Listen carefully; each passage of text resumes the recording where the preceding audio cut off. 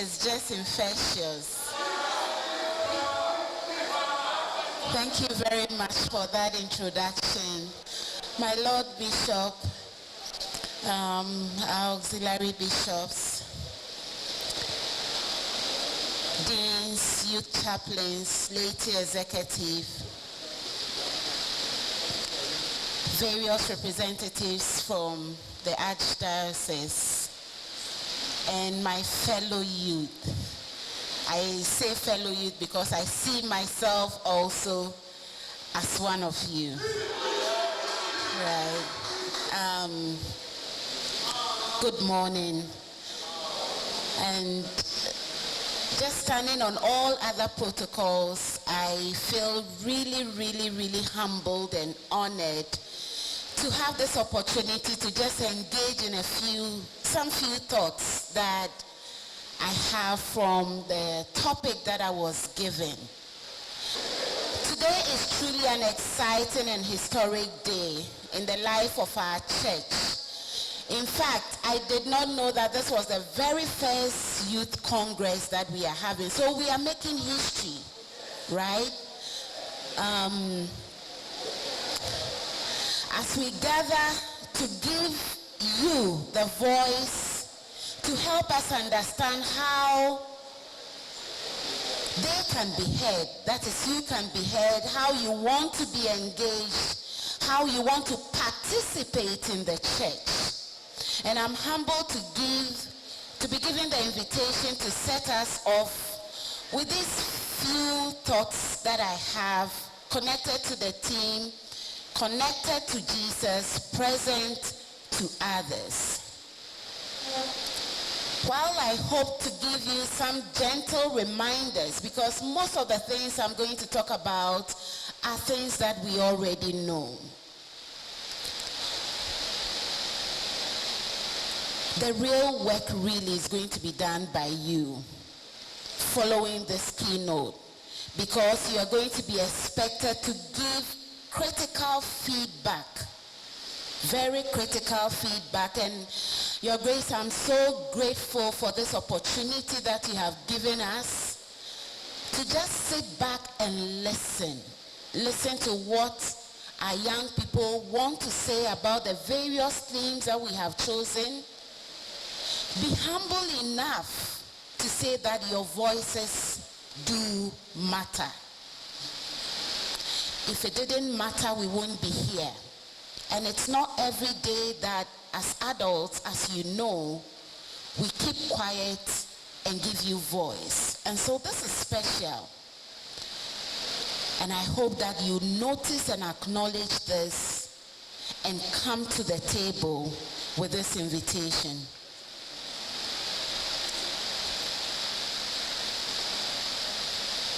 Now, by centering your voices and listening to what you bring to the table, the church is demonstrating to how much your contributions are valued. I hope you recognize this and don't take this responsibility lightly.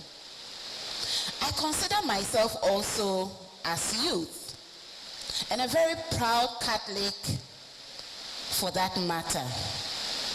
I'm a daughter, a mother, a wife, a teacher, and I see myself as a chief servant of many ministries I serve. And I agree with Pope Francis' submission in the post-synod apostolate exhortation, where our Holy Father argues that youth is an original and stimulating stage of life, which Jesus himself experienced, therefore sanctifying it. I will add that it is not just a stimulating, but can sometimes be filled with many uncertainties, confusion and anxiety, which, if not managed with care and intentionality, can result in very unfortunate outcomes. That is why I see this dialogue with you extremely important, as the church sits back to engage with you and seek in all humility to understand how you are experiencing Christ and how you are sharing him through your service with your neighbor and your surroundings. And hopefully rethink and take the critical steps needed to grant you the safe and meaningful space to experience Christ. Now, what is your role in ministry? What is the role of the youth? If you've never thought of it, I want to tease you with a few nuggets. Indeed, the youth have a special place in Jesus' ministry. And through the Bible, we encounter different ways Jesus worked with the youth to push forth the salvation agenda. Take Samuel, King David, Gideon, Joseph, and our Blessed Mother, to mention a few, and their respective roles they played throughout our salvation. My favorite being our Blessed Mother, who in full submission accepted with no argument to be the mother of our Savior, and through her obedience giving all of us present here today the opportunity to be saved. The examples demonstrate that Jesus desires a deeper connection with you, especially in these times, just like in the times of all the people I have mentioned, where our world is filled with so many grand challenges of war, climate degradation, political unrest, disease, and so much unrest throughout the world. Like the youth of old, our Lord is relying and seeking a deeper connection with us to bring salvation and healing to our broken world.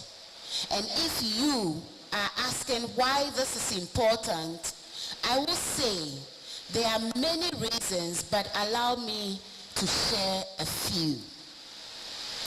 Why do we need to be connected to Jesus? The first why I want to present to you is a charge Jesus gives us in John chapter 15 verse 1 to 8. And permit me to read. I am the true vine, and my Father is the keeper of the vineyard. He cuts off every branch in me that bears no fruit. And as I read, put yourself in that place. And every branch that does bear fruit, he prunes to make it even more fruitful.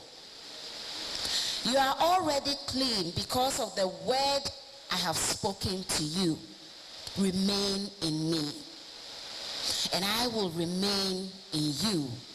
Just as no branch can bear fruit by itself unless it remains in the vine, neither can you bear fruit unless you remain in me.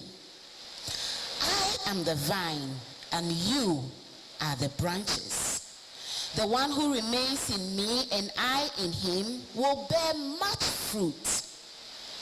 For apart from me, you can do nothing. If anyone does not remain in me, he is like a branch that is thrown away and withers. Such branches are gathered up, thrown into the fire, and burned. If you remain in me and my words remain in you, ask whatever you wish, and it will be done for you. This is my Father's glory, that you bear much fruit, providing yourselves to be my disciples. So we are charged. And as youth, if we are not connected, the consequences are clear. The word tells us that we will be gathered, we will be cut off, we will be burned. I don't think any of us in this room want to find themselves in that position. And so if you're looking for why you should be connected to Jesus, this is my first why that I present to you for your consideration. That your very existence depends on your connection with Jesus. This verse is very instructive of why it is critical to be connected to Jesus, our true vine. We live in a world today where our youth especially are in a state of despair and sometimes take the God factor out of their existence and think they can do this journey called life on their own.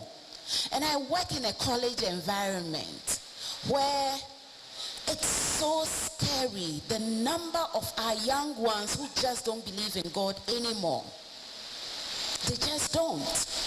The whole God factor is not part of their daily understanding of what is critical to their very existence. So they will tell you, Dr. J, people go to church, they are the same, they are still poor. They are struggling just like me. So what is the point? I can stay at home, I can enjoy.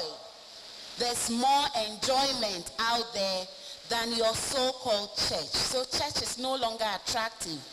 The God factor, the critical connection that our very existence depends on, we are made, or the youth of today are made to believe that it's not important anymore.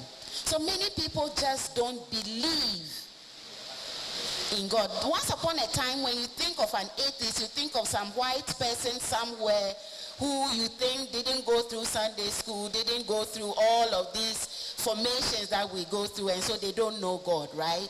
But many of us have gone through this, have benefited from this, and unfortunately have chosen, it's a choice they've made not to be connected. I hope that will not be our narrative.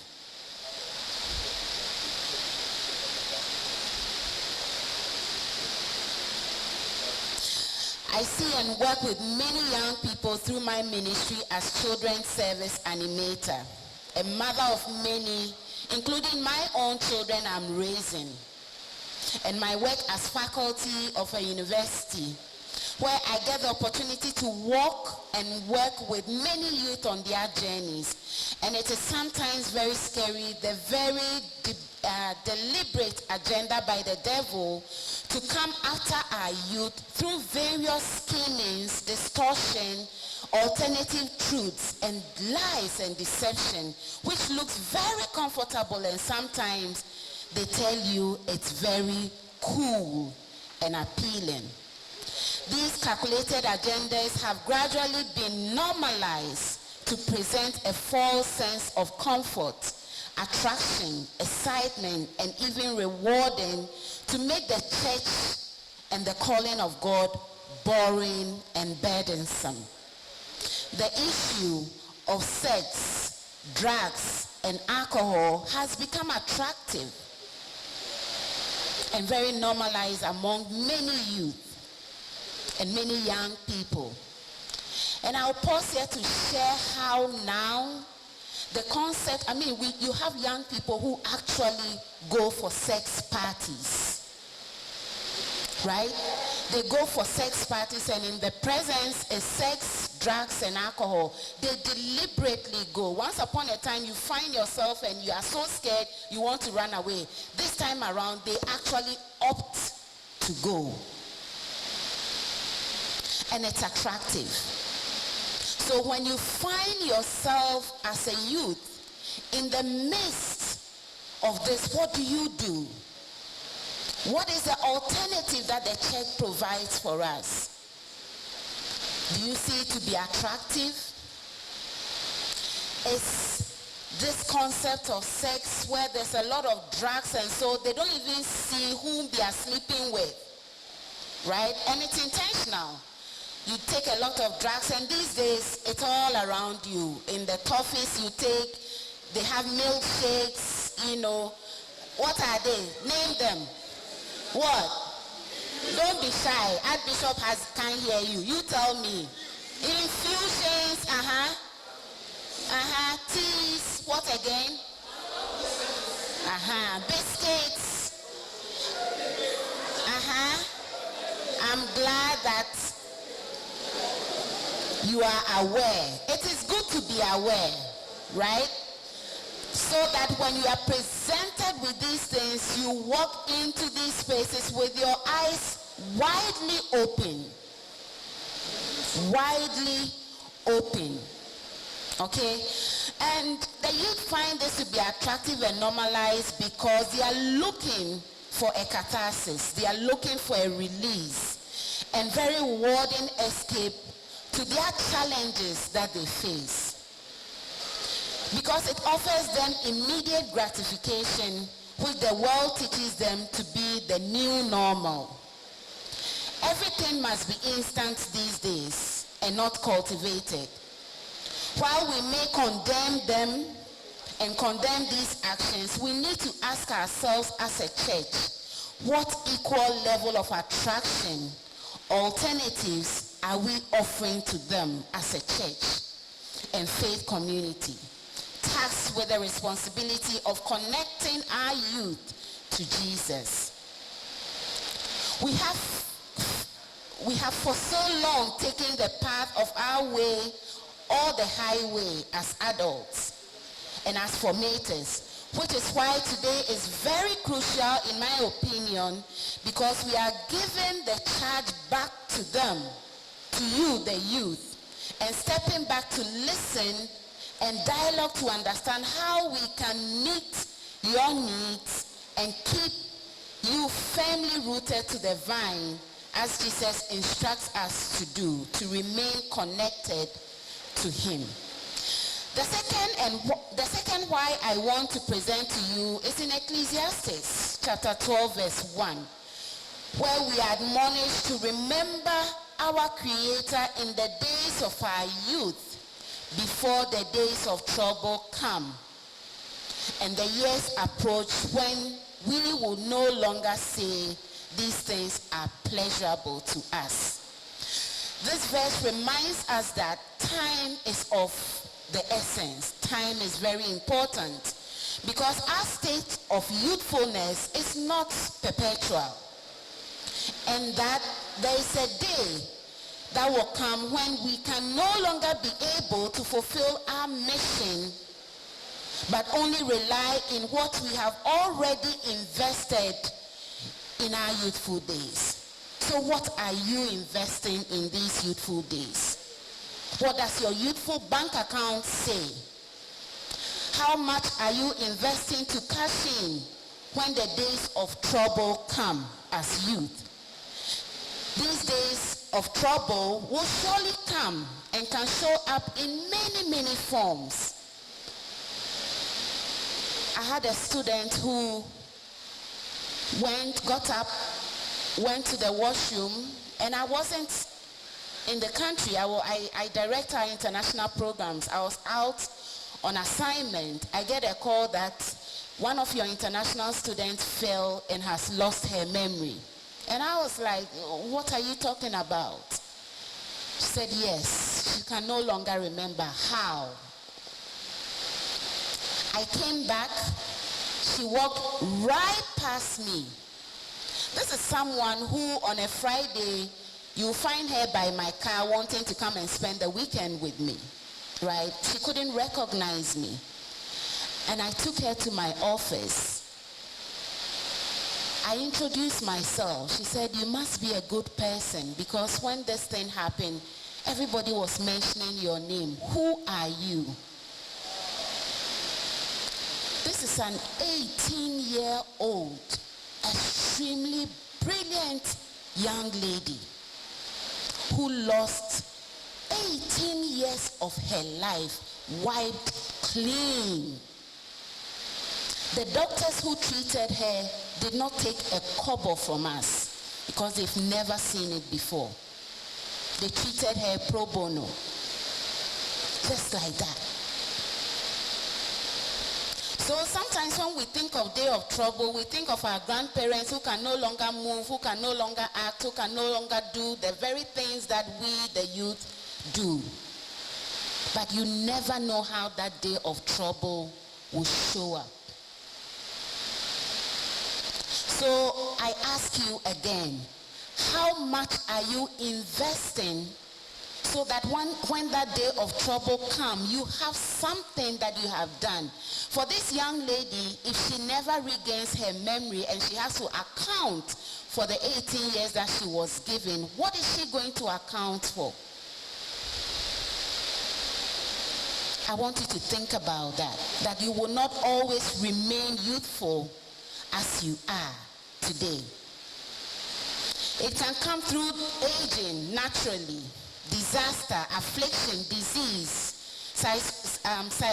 socio-economic challenges, right? We were in this country where the economic downturn happened. People lost their monies, people lost their livelihoods. Life was not normal. People died suddenly, right?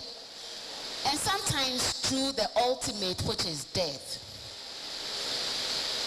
Therefore, as youth, we do not have the luxury of time. Every minute, every second, every opportunity counts. The time is now. Now that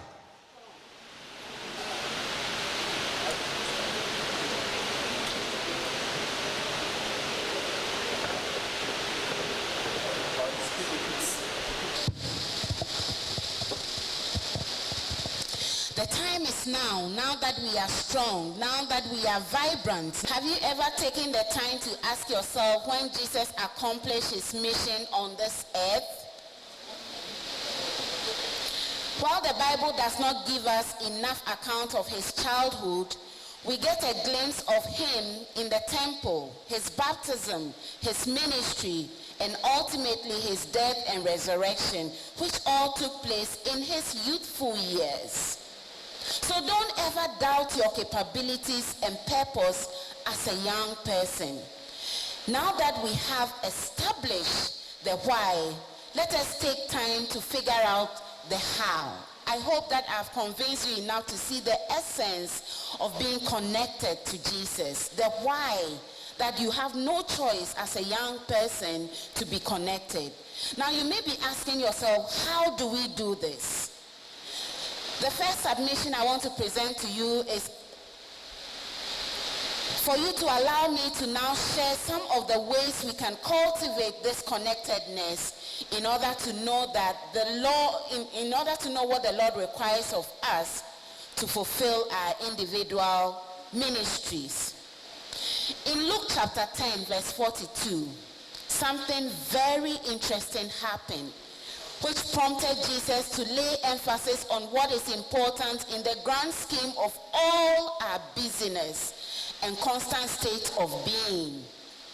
That we, the youth, find ourselves in, whether in the state of figuring out our faith, our education, our livelihood, or sometimes our very survival. Jesus, after a very genuine complaint from Martha of her business, instructed her with these words, "But one thing is needful," and Mary had chosen that good part which will not be taken away from her. And you all know the story of Mary and Martha. Where do you belong? Who are you? Are you a Mary or a Martha? Mary gives us a classic example of how we can be connected to Jesus through her choice to sit at his feet, rather than being overwhelmed with the busyness of this world.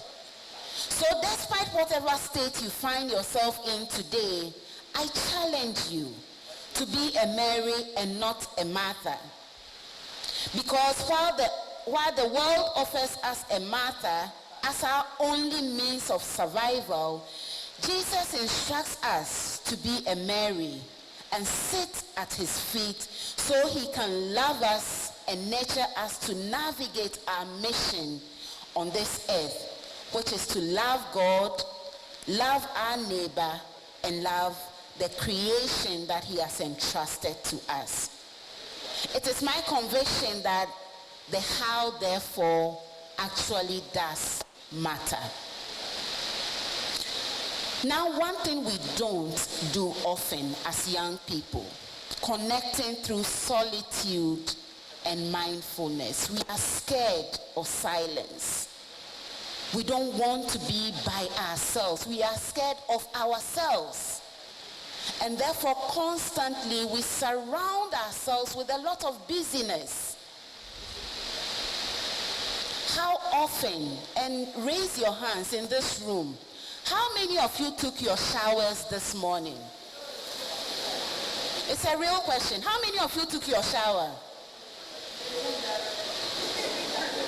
Okay.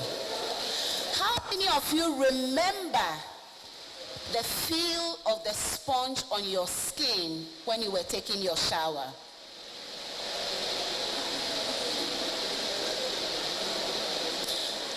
How many remember the feeling of the water when it touched your skin? You are remembering it for all the wrong reasons, because it was cold, right? But be honest with yourself. When you step into the shower every morning, what do? I know I have multiple meetings in my head in that shower. Sometimes I don't even realize the process of taking that shower. I'm thinking about whom do I have to talk to, how I'm going to pay my kids' school fees, which student needs what, and constantly this head is engaged. The practice of solitude is something that we don't have. We live in a very busy and noisy world. The pros and cons of social media stares us in our faces daily, and our youth are challenged with how meaningfully to engage through this medium. Our youth are constantly dealing with building and maintaining meaningful friendships and gain the sense of belonging in spaces where they accept for who they are and not judged, but rather are gently nurtured. Nurtured to come into that knowledge of God for themselves in a very non-judgmental way. What the world does not teach them is the ability and skill to appreciate the art of quietness and deep reflection.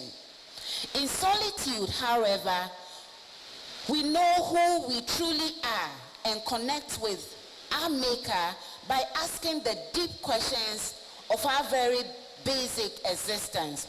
Who am I? Why am I here on earth? What is the purpose? What is my mission? These quiet moments offer us the opportunity to connect with Jesus like he did with his Father in the many examples given us in the book of Mark. At once, the Spirit sent out into the desert, and he was in the desert 40 days being tempted by Satan. He was with the wild animals, and angels attended to him. That's one instant that he was by himself. Jesus walked beside the Sea of Galilee. Come, follow me, he said. That's Mark chapter 1, verse 16. Very early in the morning, while it was still dark, Jesus got up, left the house, and went off a solitary place where he prayed. We need to teach our youth to appreciate the importance of silence and silencing the voices and noise around them as they seek to connect with God, just as Jesus did, through his word and prayer. Indeed, the how can be achieved through the many other ways and opportunities the church offers us, through our catechism and as Catholics, to when we finally choose our vocations as adults. Now, connecting through the beautiful gifts of our Catholic faith. The Catholic Church offers us many opportunities to connect with Christ through the many sacraments, obligations, and experiences in the various societies in the church. Let me give you an example. I grew up with the Legion of Mary when I was small. I got to St. Mary's, I was still part of the Legion of Mary. I joined CASU. After St. Mary's at Corpus Christi, Sakumono, I joined Kosra.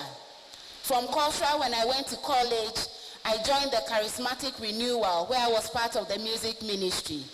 And then, from the Charismatic Renewal, when I met my husband and we got married, I started the vocation of parenting and marriage. When my kids grew up, I joined the Sunday School Animators, where I coordinate the team of animators for our parish. And so at every point in my life, growing up in the church offered me all of these beautiful ways of remaining connected in the church. Sometimes we feel, oh, the church is boring, the church is not interesting. You look out rather than look in. But all of these are present and presented to us. What we need to do as young people is also take the responsibility of taking these gifts that the church gave us. Where do you belong in the church? Do you warm the seats each Sunday and go back home? How are you actively drawing others through your example, through your participation in the church? How are you giving back what you have received? The many gifts that you have received through the church, how are you giving it back?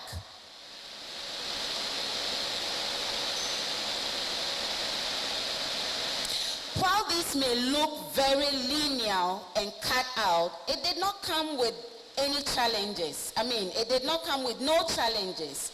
I'm still navigating many more in my adulthood. I tell you, the context is what changes, but the value is the same. You still go through the pruning, you still go through the hardships. I personally lost my dad at the age of 14. So we went through economic hardships, just like many of our youth are going through. I had to navigate sometimes very precarious spaces as a young person, where sometimes I had no business even being, but life took me there. And I had to navigate getting out of that. Right? In all of this, what kept me was a foundation that you receive as youth. What kept me when I had to make very tough choices was what I was given. And that is the surest guarantee that you have. The surest assurance is that when you are connected to Jesus, he will nurture you.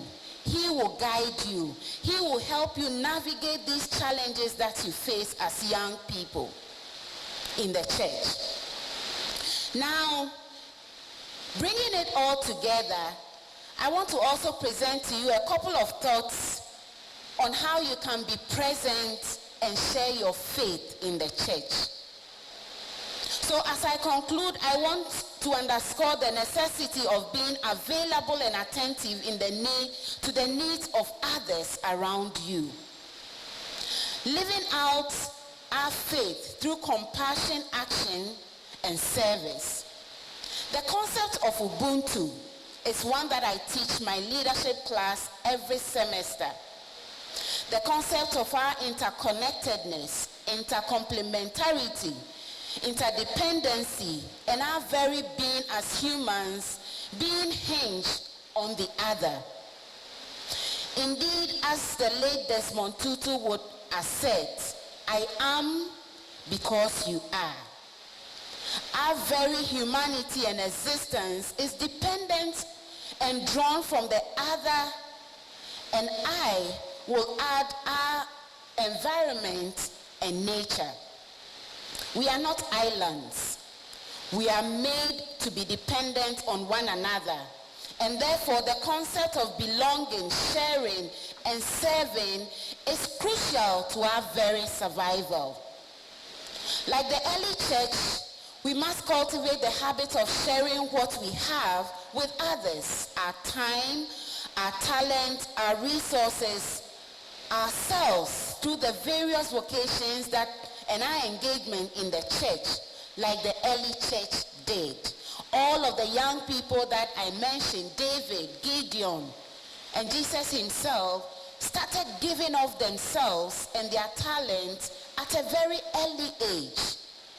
The sense of community can only exist when we remove the selfish sense of me, myself, and I. Not seeking our own comfort all the time. Sometimes we have to learn to sacrifice. And so when you are saying that you are not comfortable in the church because the church doesn't allow me to do this, the church doesn't allow me, everything is about you. You need to ask yourself, what am I foregoing to make the other, whom my very existence depends on, comfortable? Seeking the welfare of all by giving what we have received is very crucial. For as the Bible teaches us in 1 Corinthians chapter 4 verse 7, which says, for who makes you differ from other? And what do you have that you did not receive? Now, if you did indeed receive it, why do you boast as if you had not received it? So if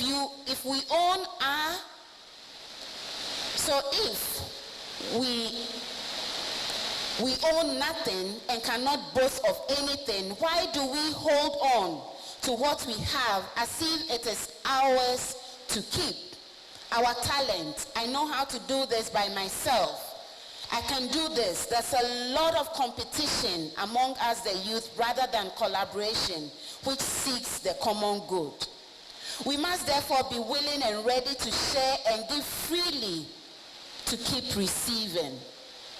The church's survival is dependent on our giving and sharing our talents, our resources, our energies as the youth. We have established the urgent and critical need to be connected, but it does not end there. Whatever we receive from our connection with Jesus, we must share to further the kingdom agenda, just as the youth of old did in various ways in which they served. How are you serving in the church? How are you saving and maintaining what you've received in our creation? Do you destroy? Do you care? Do you litter? Does a clean environment matter to you? How are you being a good custodian of creation as God mandated of us in the Garden of Eden? Do you value beauty, love, justice, truth, accountability, and responsibility? How are you living these through your everyday lives? In our sessions today, the church invites you to help us figure out how it can connect with you where you are in order to better equip you to connect to Jesus and present with your service as disciples of Jesus, charged to continue the salvation mission until he calls us home. I would encourage you to please be objective and fully engaged in the various discussions that you will be engaging in, and I would encourage our decision makers in the church to truly listen. Listen with our hearts, our heads, our hands, as our youth offer us their candid feedback to better engage them.